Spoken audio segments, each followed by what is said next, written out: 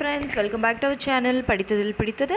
இன்றைக்கி நம்ம சேனலில் பார்க்க போகிற வீடியோ எதை பற்றி அப்படின்னு பார்த்தீங்கன்னா, இன்றைக்கி நம்ம பார்க்க போகிற வீடியோ ப்ரெக்னென்சி ட்ரை பண்ணிகிட்ருக்கிறவங்களுக்கு ரொம்ப ரொம்ப முக்கியமான ஒரு வீடியோ. அதுவும் முக்கியமாக பெண்களுக்கு இது ரொம்ப ரொம்ப ஸ்பெஷலான ஒரு வீடியோ அப்படின்னு சொல்லலாம். எதனால் அப்படின்னு கேட்டிங்க அப்படின்னா, ப்ரெக்னென்சி ட்ரை பண்ணிகிட்ருக்கோம், நாங்கள் பிளான் பண்ணிகிட்ருக்கோம். எங்களுக்கு வந்து பார்த்திங்கன்னா கரெக்டாக ப்ரெக்னென்சி அதாவது அந்த பீரியடுக்கு முன்னாடி ப்ரெக்னென்சி எதிர்பார்த்துட்ருக்க நேரத்தில் ப்ரெக்னென்சிக்கு என்ன மாதிரியான அறிகுறிகள் இருக்கோ, நீங்கள் உங்கள் வீடியோவில் என்ன மாதிரியான சிம்டம்ஸை நீங்கள் சொல்லியிருக்கீங்களோ அது எல்லா சிம்டம்ஸுமே எனக்கு இருக்குது.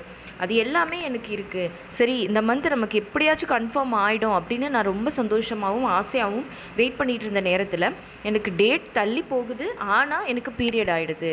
அப்போ இதுக்கு என்ன காரணம்? அப்போ அந்த அறிகுறிகள் வந்து எதனால் வருது? அப்போ நான் வந்து கர்ப்பமாக இருந்து எனக்கு வந்து ஏர்லியாக மிஸ்கேரேஜ் ஆகிடுச்சா, இல்லை அந்த அறிகுறிகள் எதுக்காக அப்போ அப்படி வருது அப்படின்னு சொல்லிட்டு நிறைய பேர் வந்து கேட்குறீங்க.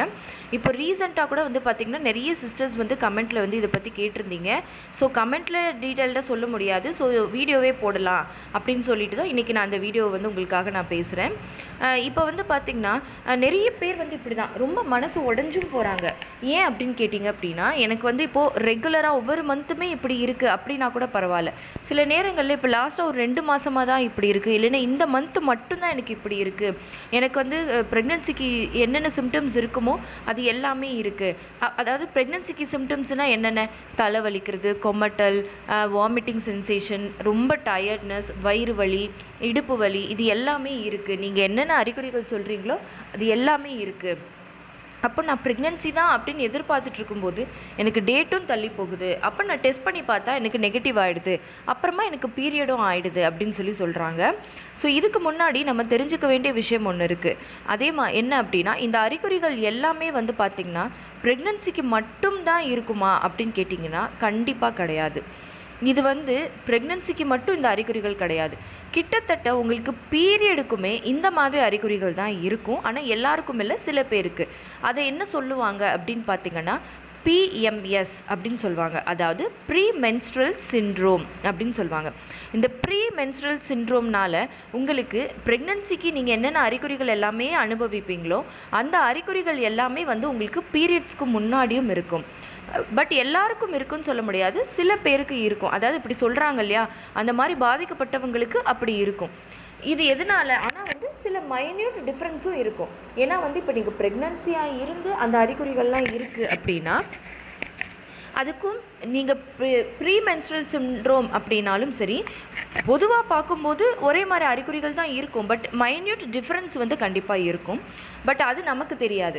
அப்போ நம்ம என்ன நினச்சிக்குவோம், நமக்கு வந்து இது ப்ரெக்னென்சி சிம்டம்ஸ் தான், நம்ம வந்து கர்ப்பமாக இருக்கோம், இந்த மந்த் வந்து நமக்கு கன்ஃபார்ம் ஆகிடும் அப்படின்னு சொல்லி நம்ம ரொம்ப ஆசையாக வெயிட் பண்ணிக்கிட்டு இருப்போம். ஸோ அப்போ இந்த ப்ரீ மென்ஸ்ட்ரல் சிண்ட்ரோம் அப்படிங்கிறது எதனால் வருது அப்படின்னு பார்த்திங்க அப்படின்னா, உங்கள் உடம்பில் அந்தந்த மாதங்களில் ஏற்படக்கூடிய ஹார்மோனல் இம்பேலன்ஸ், ஹார்மோனல் சேஞ்சஸ்னால இந்த ப்ரீ மென்ஸ்ட்ரல் சிண்ட்ரோம் அப்படிங்கிறது வருது. அதாவது உங்களுக்கு வந்து சில நேரங்களில் ப்ரொஜெஸ்ட்ரான் அதிகமாக இருக்கலாம், ஈஸ்ட்ரோஜன் குறைவாக இருக்கலாம், ஈஸ்ட்ரோஜன் அதிகமாக இருக்கலாம், ப்ரொஜெஸ்ட்ரான் குறையலாம். ஸோ இந்த மாதிரி ஒரு இம்பேலன்ஸ்டான ஹார்மோன்ஸ் வந்து உங்களுக்கு இருக்கிறதுனால இந்த ப்ரீ மென்ஸ்ட்ரல் சிண்ட்ரோம் அப்படிங்கிறது வருது. ஸோ அப்போ நிறைய பேர் வந்து கேட்பீங்க, அக்கா அப்போனா எனக்கு அடிக்கடி ஒவ்வொரு மாதமுமே இப்படி இருந்தால் பரவாயில்ல, எனக்கு இந்த மாதம் மட்டும்தானே இப்படி இருக்குது அப்படின்னு சொல்லி கேட்பீங்க.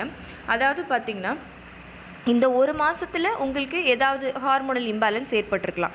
சூழ்நிலை காரணமாகவோ, இல்லை உணவுனாலேயோ, இல்லை வேறு ஏதோ ஒரு ஸ்ட்ரெஸ் உங்களுக்கு அந்த மாதத்தில் இந்த மாதிரியான அறிகுறிகள் வந்து உங்களுக்கு இருந்திருக்கலாம். பட் அது வந்து பீரியடாக தான் இருக்கும். இது வந்து 2 விஷயம். ஒன்று வந்து இந்த மாதிரி பிஎம்எஸ்ஸாக இருந்தால் உங்களுக்கு இந்த மாதிரி சிம்டம்ஸ் வரும். இன்னொரு விஷயம் என்ன அப்படின்னு பார்த்தீங்கன்னா, சில பேருக்கு இப்போ கர்ப்பமாகி இருக்கும், கருத்தரிச்சிருவாங்க. ஆனால் வந்து பார்த்திங்கன்னா அந்த கரு வந்து ஒரு குவாலிட்டியான கருவாக இருக்காது. ஏன்னா முட்டையோட குவாலிட்டியும் விந்துவோட குவாலிட்டியும் சரியாக இல்லாததுனால அதனால உருவாகிற கருவும் வந்து குவாலிட்டியாக இருக்காது. ஸோ அப்போ சில பேருக்கு வந்து அது சரியாக வந்து அந்த கரு வந்து இம்ப்ளான்ட் ஆகாமல், அந்த கரு வந்து அதுக்கு மேலே வளர முடியாமல், சில பேருக்கு அந்த பீரியட்ஸ் டேட்டுக்கு கரெக்டாகவே உங்களுக்கு வந்து ஏர்லியாக, அதாவது நீங்கள் கர்ப்பம் அப்படின்னு தெரிஞ்சுக்கிறதுக்கு முன்னாடியே உங்களுக்கு வந்து அது பீரியடாக வெளியில் வந்துடும். அதை வந்து நம்ம பயோகெமிக்கல் ப்ரெக்னென்சி அப்படின்னு சொல்கிறோம். ஸோ இந்த மாதிரி காரணங்களாலையும் சில பேருக்கு வந்து அந்த அறிகுறிகள் இருக்கலாம். பட் அது பீரியடாக வந்துடலாம். அடுத்து பார்த்தீங்க, உங்களுக்கு வந்து இது ஒருவேளை ஏர்லி மிஸ்கேரேஜாக இருக்குமோ அப்படின்னு நீங்கள் சந்தேகப்படுறீங்க அப்படின்னா, அதுக்கு வந்து நீங்கள் வந்து அந்த ப்ளீடிங் ஆகும்போது ஓவர் ப்ளீடிங்காக இருக்கும், இல்லைனா அந்த ப்ளீடிங்கில் வந்து கிளாட்ஸ் இருக்கும். அந்த மாதிரி ஏதாவது இருந்தால் தான் உங்களுக்கு வந்து அது ஏர்லி மிஸ்கேரேஜ் அப்படின்னு நம்ம சொல்லுவோம். ஸோ இது வந்து மிஸ்கேரேஜாக இருக்கிறதுக்கான வாய்ப்பு கிடையவே கிடையாது. அதுக்கப்புறமா வந்து பார்த்தீங்க அப்படின்னா, இந்த பிஎம்எஸ் சிம்டம்ஸ் எதனால் வருதுன்னு நான் சொல்லிட்டேன். ஹார்மோன்ஸ் வந்து ஏற்ற இறக்கமாக இருக்கிறதுனால வருது. அப்போது இதை நம்ம சரி பண்ண முடியுமா அப்படின்னு பார்த்தீங்கன்னா, உணவுனாலேயே வந்து இதை நம்மளால் சரி பண்ண முடியும். இந்த பிஎம்எஸ்ஸை வந்து எப்படி சரி பண்ணுறது, இந்த ஹார்மோனல் இம்பேலன்ஸை எப்படி சரி பண்ணுறது அப்படின்னு சொல்லிட்டு நம்ம சேனலில் நிறைய ஹோம் ரெமெடிஸ் வந்து நம்ம போட்டிருக்கோம்.